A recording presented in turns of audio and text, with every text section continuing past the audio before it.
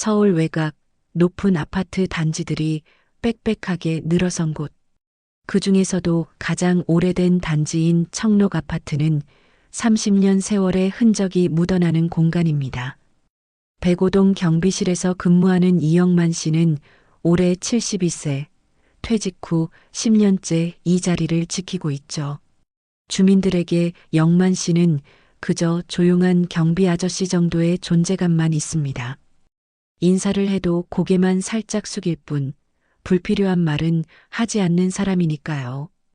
영만 씨의 큰딸 수지는 3년 전 정우라는 남자와 결혼하며 아버지가 일하는 이 아파트 단지로 이사 왔습니다. 젊은 부부에게 시아버지가 근처에 계시는 것은 부담스러울 법도 한데 정우는 의외로 반겼습니다. 장인어른이 가까이 계시니 든든하네요. 정우의 말에 수지는 안도했고 영만 씨도 딸 가까이 살게 되어 기뻤죠. 정우는 중견 건설회사의 과장으로 외견상으로는 점잖고 예의 바른 사위였습니다. 주변에서 보기에 수진과 정우는 평범한 신혼부부처럼 보였지만 그들의 집문이 닫히면 분위기는 180도 달라졌습니다. 결혼 초에는 목소리를 높이는 정도였던 정우의 행동은 점점 에스컬레이션 되어 갔습니다. 그릇을 던지고 벽을 치고 급기야 수진의 팔을 비트는 일까지 생겼죠. 여보, 왜 이래? 내가 뭘 잘못했어? 수진의 떨리는 목소리에 정우는 더 화를 냈습니다. 시끄러워. 내가 얼마나 스트레스 받는지 알아? 내가 좀 더 신경 써주면 이러지 않을 거 아냐? 이런 일이 반복될수록 수지는 점점 움츠러들었습니다. 친구들과의 약속도 줄이고 화장도 점차 하지 않게 되었죠. 밝고 활기찬 딸의 모습이 사라져가는 것을 영만 씨는 눈치채고 있었습니다. 하지만 혹시 내 오해일까 하는 마음에 선뜻 물어보지 못했습니다. 어느 추운 겨울날 새벽 영만 씨는 순찰을 돌고 있었습니다. 아파트 단지는 고요했고 대부분의 집은 깊은 잠에 빠져 있었죠. 순찰을 마치고 경비실로 돌아가려던 그때였습니다. 딸이 사는 1207호 방향에서 들려오는 비명소리. 심장이 덜컥 내려앉았습니다. 영만 씨는 본능적으로 딸의 집으로 달려갔습니다. 수진아, 수진아. 문을 두드리며 외쳤지만 응답이 없었습니다. 다시 한번 비명소리가 들렸고 영만 씨의 손은 문고리를 거칠게 돌렸습니다. 하지만 문은 잠겨 있었고 그 순간 안에서 문이 열렸습니다. 정우가 문틈으로 얼굴을 내밀었습니다. 술 냄새가 확 풍겼죠. 아버님, 이 시간에 웬일이세요? 방금 소리가 들려서 정우의 얼굴이 일그러졌습니다. 무슨 소리요? TV 소리 아닌가? 그때 안에서 흐느끼는 소리가 들려왔습니다. 영만 씨는 안으로 들어가려 했지만 정우가 문을 더 좁게 열며 가로막았습니다. 아버님, 경비 주제에 어디서 감나라, 배나라입니까? 가정사에 끼어들지 마세요. 정우의 말은 칼날처럼 날카로웠고 눈빛엔 경멸이 서려 있었습니다. 그 순간 영만 씨는 자신의 무력함을 처절하게 느꼈습니다. 딸이 고통받고 있는데 아버지로서 아무것도 할 수 없다는 사실이 그를 무겁게 짓눌렀죠. 다음 날 아침 영만 씨는 경비실에 앉아 어젯밤 일을 곱씹었습니다. 딸의 흐느끼는 소리가 귓가에서 떠나지 않았죠. 그때 경비실 창문을 두드리는 소리가 들렸습니다. 수진이었습니다. 평소보다 더 짙게 화장을 했지만 볼의 붉은 자국은 감춰지지 않았습니다. 아버지, 어젯밤에 미안해요. 정우가 술을 좀 마셔서.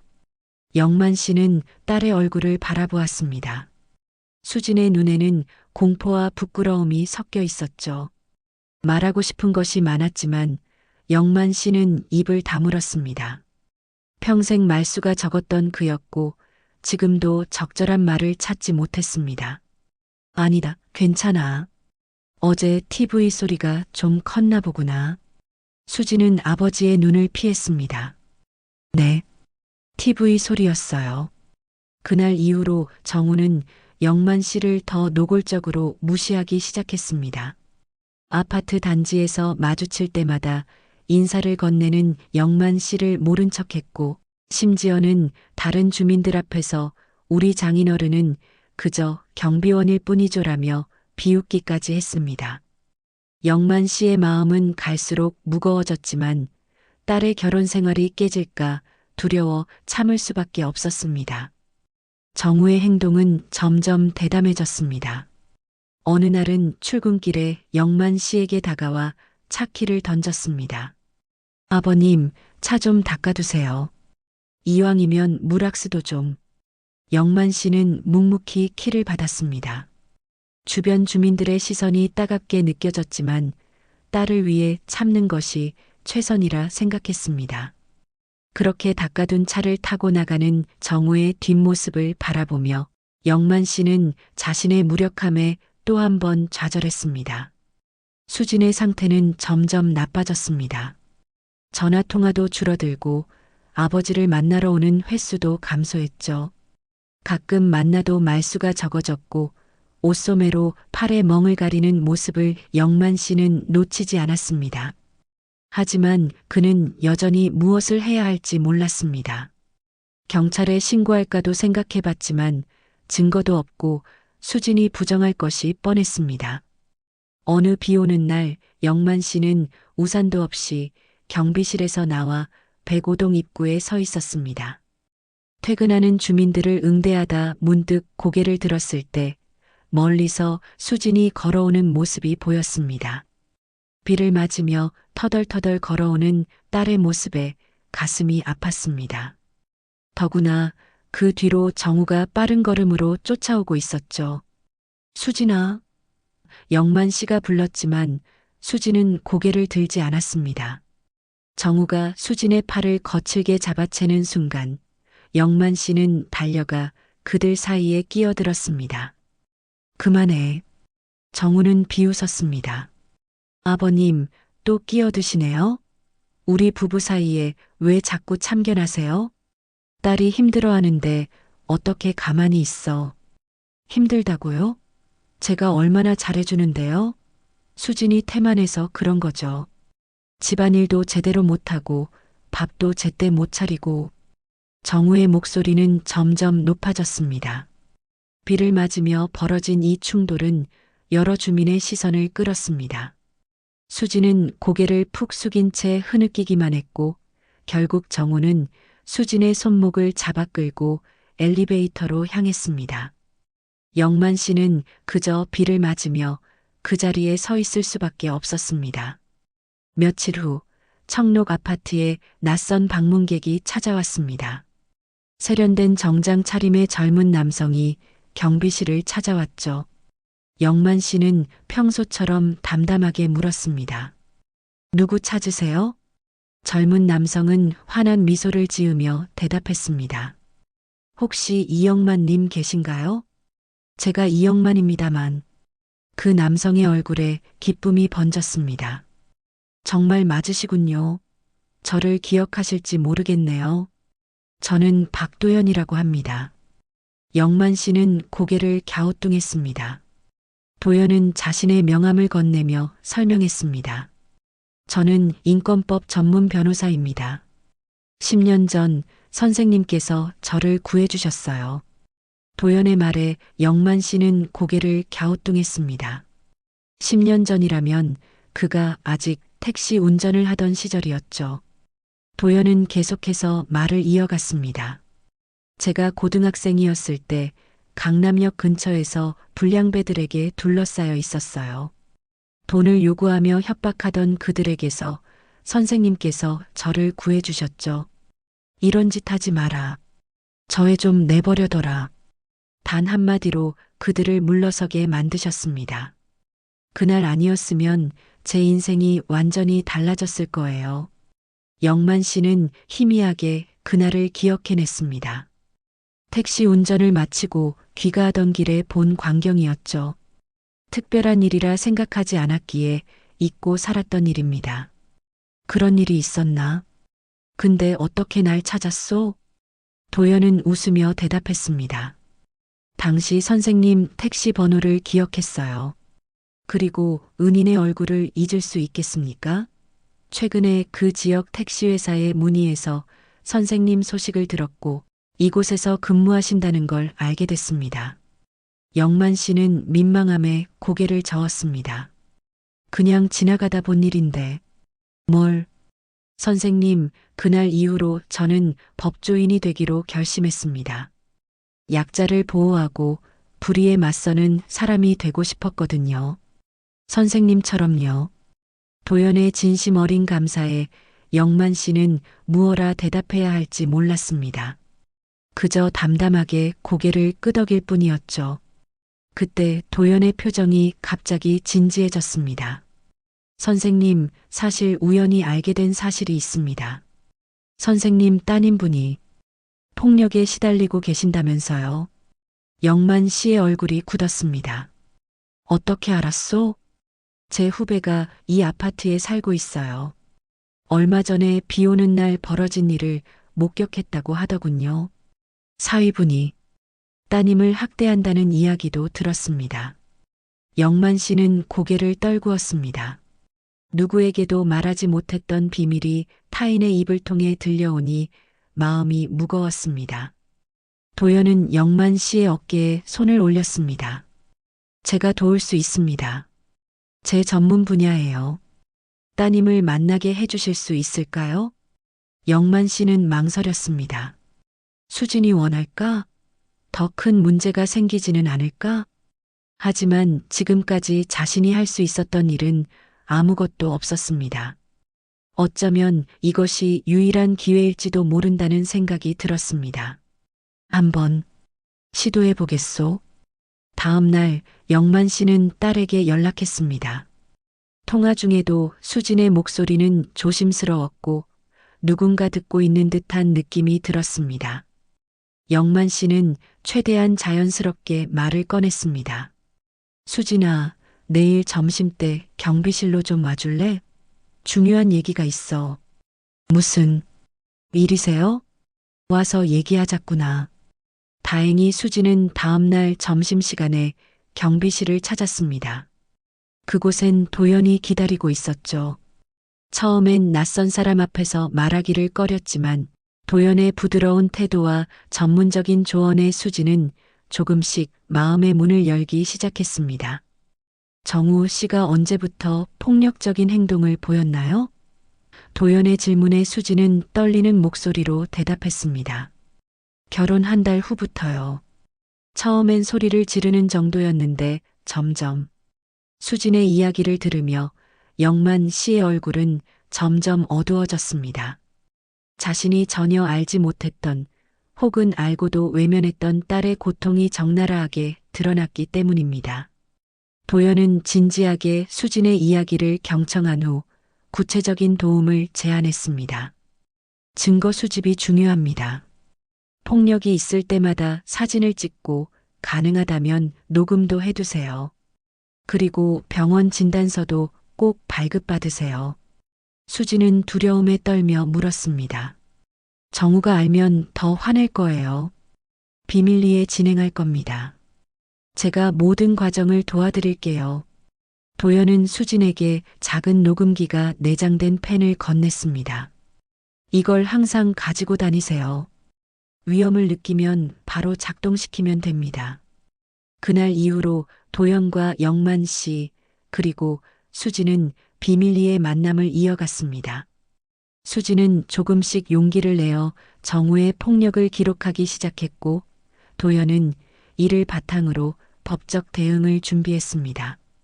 영만 씨는 그저 묵묵히 딸을 지켜보며 지원했을 뿐이지만 그의 존재만으로도 수진에게는 큰 힘이 되었습니다. 2달여 동안 도연은 수진과 함께 증거를 차곡차곡 모았습니다. 병원 진단서, 녹음 파일, 사진들. 모든 것이 준비되었을 때 도연은 조심스럽게 다음 단계를 제안했습니다. 이제 정우 씨의 회사에 익명으로 제보할 준비가 됐습니다. 수진 씨가 발견한 회사 경비 횡령 자료도 함께 보낼 거예요. 수진은 불안한 얼굴로 물었습니다.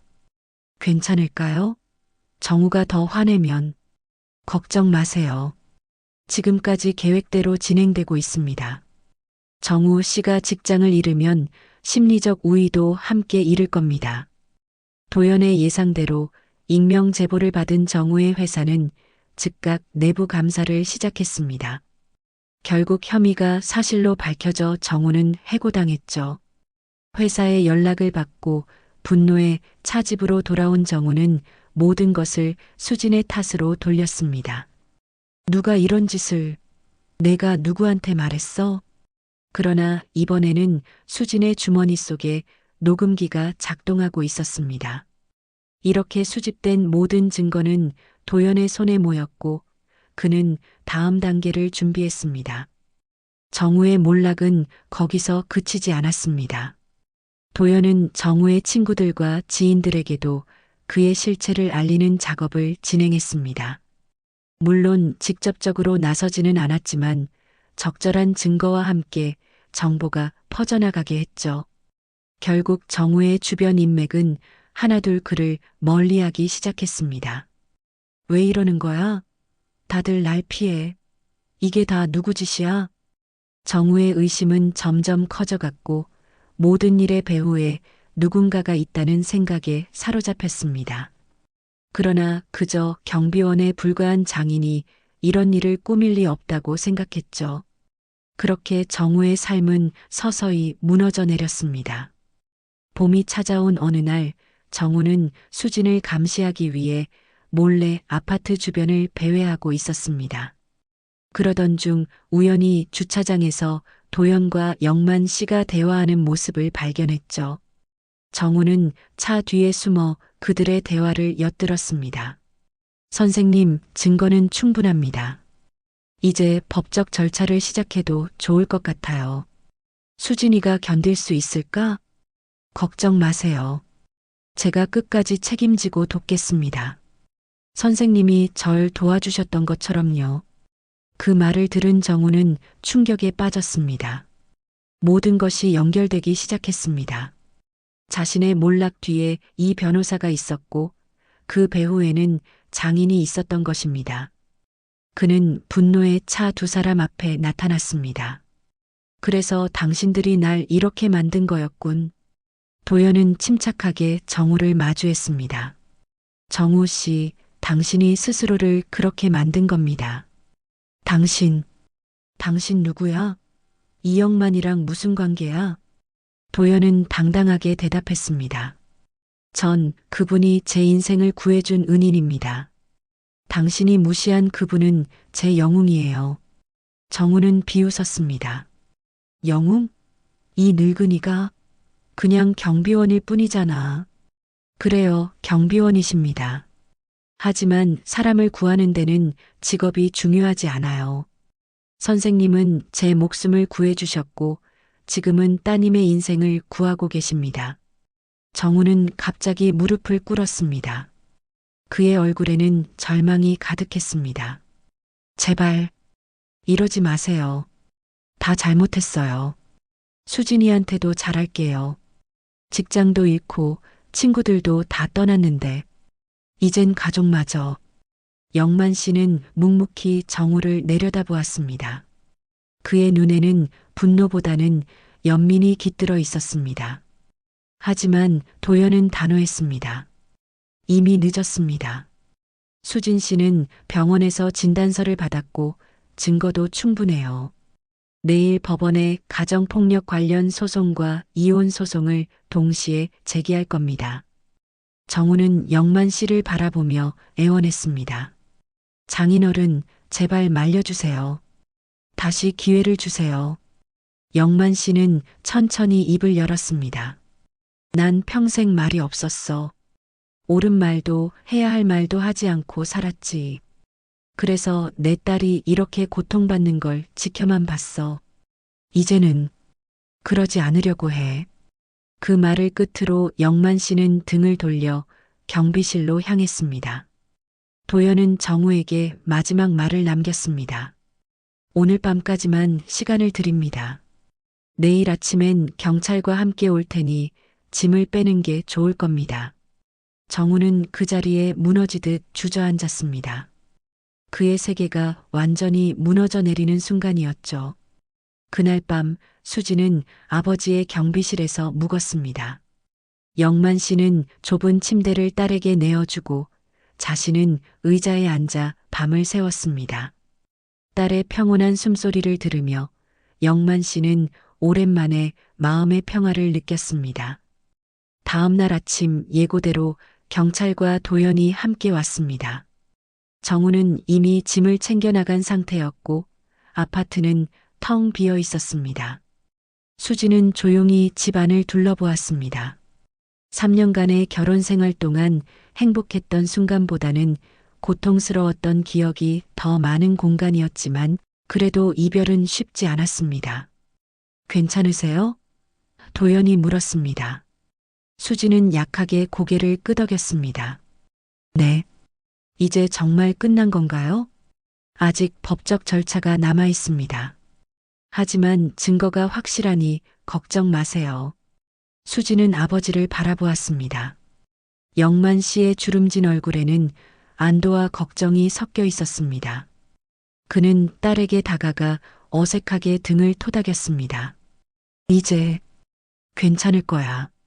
그날부터 수지는 아버지의 경비실 옆 관리사무소의 빈 방에서 지내기 시작했습니다. 임시 거처였지만 오랜만에 평온한 밤을 보낼 수 있었습니다. 아침이면 아버지가 준비한 간단한 아침 식사로 하루를 시작했고 저녁에는 함께 조용히 TV를 보며 시간을 보냈습니다. 말은 많지 않았지만 그 시간들이 수진에게는 치유의 시간이었습니다. 한 달 후 법원에서 첫 심리가 있었습니다. 정우는 초췌한 모습으로 법정에 나타났습니다.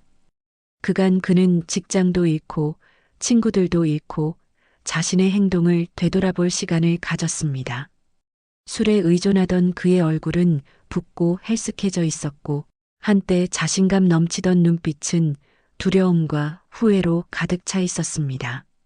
도연은 완벽한 준비를 해왔습니다. 수진의 진단서, 녹음 파일, 증인 진술까지 모든 증거가 정우에게 불리했습니다. 재판장은 증거를 검토한 후 정우에게 물었습니다. 피고인, 이 증거들에 대해 할 말이 있습니까? 정우는 잠시 침묵했습니다. 법정에 모인 모든 사람들의 시선이 그에게 집중되었습니다. 수지는 긴장된 표정으로 그를 바라봤고 영만 씨는 딸의 손을 꼭 잡고 있었습니다. 인정합니다. 제가 잘못했습니다. 정우의 목소리는 떨렸습니다. 제가 수진에게 그리고 장인어른께 너무 큰 상처를 줬습니다. 예상치 못한 인정에 법정이 조용해졌습니다. 도연은 수진을 바라보았고 수진의 눈에는 복잡한 감정이 어려 있었습니다. 결국 재판부는 정우에게 6개월간의 사회봉사 명령과 함께 접근금지 명령을 내렸습니다. 또한 이혼 소송에서도 수진에게 유리한 판결이 예상되었습니다. 법정을 나서는 길 정우가 수진에게 다가왔습니다. 경찰이 막으려 했지만 수진은 괜찮다는 듯 손짓했습니다. 수진아, 정말 미안해. 내가 얼마나 큰 잘못을 했는지 이제야 알겠어. 수진은 잠시 정우를 바라보았습니다. 한때 사랑했던 남자였고 함께 미래를 꿈꿨던 사람이었습니다. 하지만 지금 그녀가 느끼는 것은 분노가 아닌 연민이었습니다. 정우 씨, 당신도 치료가 필요해요. 분노 조절에 문제가 있는 거예요. 제발 상담을 받아보세요. 정우는 눈물을 흘리며 고개를 끄덕였습니다. 고마워. 그리고 미안해. 그것이 두 사람의 마지막 대화였습니다. 수지는 돌아서서 아버지와 도연에게로 걸어갔고 정우는 변호사와 함께 반대편으로 사라졌습니다. 영만 씨는 딸의 손을 꼭 잡았습니다. 그의 딱딱한 손에서는 평생의 노동이 느껴졌습니다. 평소에는 말이 없던 그였지만 오늘만큼은 마음을 표현하고 싶었나 봅니다. 수진아, 아버지가 더 일찍 나서지 못해 미안하다. 수진은 고개를 저었습니다. 아니에요, 아버지. 제가 말하지 않았잖아요. 아버지 덕분에 이렇게 새 출발할 수 있게 됐어요. 도연은 그들을 바라보며 미소 지었습니다. 두 분이 이렇게 화해하시는 모습을 보니 제가 다 행복하네요. 영만 선생님, 이제 정말 영웅이 되셨습니다. 영만 씨는 쑥스러운 듯 고개를 저었습니다. 내가 뭘, 그저 아버지로서 해야 할 일을 한 것뿐이지. 그날 이후 수지는 점차 자신감을 되찾기 시작했습니다. 도연의 소개로 법률사무소에서 일자리도 구했고 새 아파트로 이사할 준비도 시작했습니다. 물론 그곳은 아버지가 일하는 청록 아파트와 멀지 않은 곳이었죠. 2개월 후 이혼 소송은 수진에게 유리한 방향으로 마무리되었습니다. 정우는 모든 요구사항을 수락했고 위자료와 함께 아파트의 절반을 수진에게 주기로 했습니다. 수진은 그 돈으로 새 생활을 시작할 수 있게 되었습니다. 판결이 나온 날 도연은 영만 씨를 찾아왔습니다. 그의 표정은 진지했습니다. 선생님, 드릴 말씀이 있습니다. 영만 씨는 조용히 고개를 끄덕였습니다. 도연은 잠시 망설이다 입을 열었습니다. 제가 요즘 수진 씨와 많은 시간을 보내면서 그분에 대한 감정이 생겼습니다. 물론 아직 상처가 채 아물지 않은 때라 천천히 기다릴 생각입니다. 하지만 선생님의 허락을 먼저 구하고 싶었습니다. 영만 씨는 깊은 생각에 잠겼습니다. 사실 그도 두 사람 사이에 무언가가 있다는 것을 눈치채고 있었습니다. 도연은 딸을 위해 헌신적으로 도왔고 진심으로 그녀를 걱정하는 모습이 보였기 때문입니다. 수진이가 어떻게 생각하는지가 중요하지. 내가 뭐라 할 일은 아니네. 도연은 고개를 저었습니다. 아닙니다. 선생님의 생각이 중요합니다. 수진 씨도 아버님을 무척 존경하고 사랑하니까요. 영만 씨는 조용히 미소 지었습니다. 사위 정우와 달리 도연은 자신을 경비원이 아닌 선생님이라 불렀습니다. 그리고 그 존중은 진심임을 느낄 수 있었죠. 좋은 사람이네. 내 딸을 행복하게 해줄 수 있다면 그것만으로 충분해. 도연의 눈에 기쁨이 번졌습니다. 고맙습니다, 선생님. 그날 저녁 도연은 영만 씨와 수진을 좋은 식당에 초대했습니다. 그들이 함께 저녁을 먹는 동안 도연은 자신의 과거 이야기를 더 자세히 들려주었습니다. 제가 고등학생 때 불량배들에게 둘러싸였을 때 정말 절망적이었어요. 그때 선생님이 나타나셔서 단호하게 그들을 막아세우셨죠. 저 애를 괴롭히지 마라. 어서 가거라. 단 몇 마디로 그들을 물러서게 하셨어요. 수지는 아버지를 새롭게 바라보았습니다. 항상 조용하고 묵묵한 아버지가 누군가의 영웅이었다니 놀라웠습니다. 그날 이후로 저는 법조인이 되기로 결심했어요. 약자를 보호하고 불의에 맞서는 사람이 되고 싶었거든요. 선생님처럼요. 영만 씨는 쑥스러워하며 술잔을 들었습니다. 별것도 아닌 일을 그렇게까지. 아닙니다. 선생님, 이 세상엔 말없는 영웅들이 참 많습니다. 저한테 그분은 바로 선생님입니다. 수지는 도연의 말에 미소 지었습니다. 그녀도 이제 아버지의 침묵 속에 담긴 강인함과 따뜻함을 느낄 수 있었습니다. 평생 말이 없었던 아버지였지만 그의 침묵 속에는 깊은 사랑이 있었다는 것을요. 나중에 집으로 돌아가는 길, 수지는 아버지의 팔을 살며시 잡았습니다. 아버지, 정말 멋있으세요. 제가 미처 몰랐네요. 영만 씨는 웃으며 딸의 머리를 쓰다듬었습니다. 넌 항상 내 자랑이었단다. 마지막으로 법원에서 정우를 마주친 날, 그가 수진에게 했던 말이 생각났습니다. 수진아, 내 아버지. 내가 정말 잘못 봤어. 그분은 대단한 분이셔.